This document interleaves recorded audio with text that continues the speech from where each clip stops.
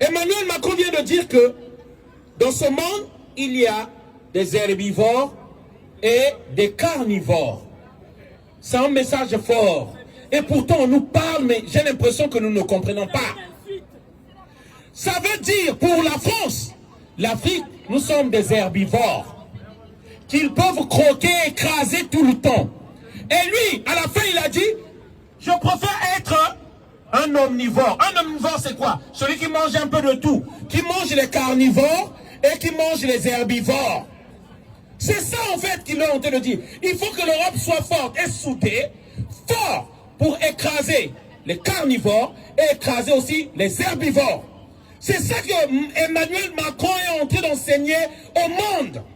Et les Africains, on est tellement aveugles qu'on ne comprend pas. Il est de notre devoir de chercher la force pour écraser au moins ceux qui veulent nous écraser.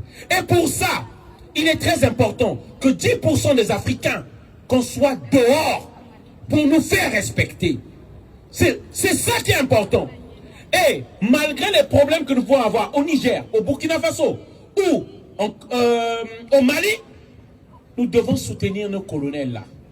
Les généraux aujourd'hui, nous devons soutenir les généraux du Mali, le général Abdraman Tchani, quel que soit nos problèmes, parce qu'il s'agit de la logique de la priorité, quels que soient nos problèmes.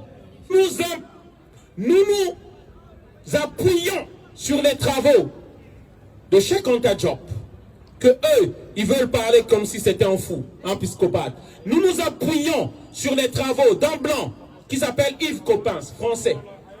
Nous nous appuyons sur les travaux de Michel Brunet, un français, le père de Toumaï, 7 millions d'années découvert au Tchad.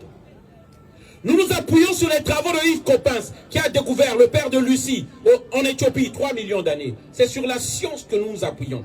Alors, tant qu'il y aura l'injustice en Afrique, là où est né l'homme, il n'y aura pas une justice dans le monde sur toute la terre. Ça, vous pouvez en être sûr.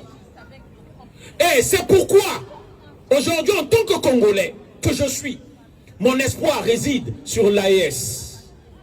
Ces trois pays-là, les étoiles polaires pour la renaissance africaine. Assimi Goïta, Abdraman Tchani, Ibrahim Traoré. Voilà notre espoir. Si vous n'avez pas la sécurité, si vous n'avez pas les armes, n'importe qui peut venir vous voler vos richesses. C'est ça en fait la réalité. Et c'est pourquoi nous disons, si ces présidents la tiennent 10 ans, l'Afrique aura l'arme atomique. Et lorsque nous aurons l'arme atomique, personne ne pourra encore nous envahir. Personne ne pourra encore nous intimider. Et c'est ça le but.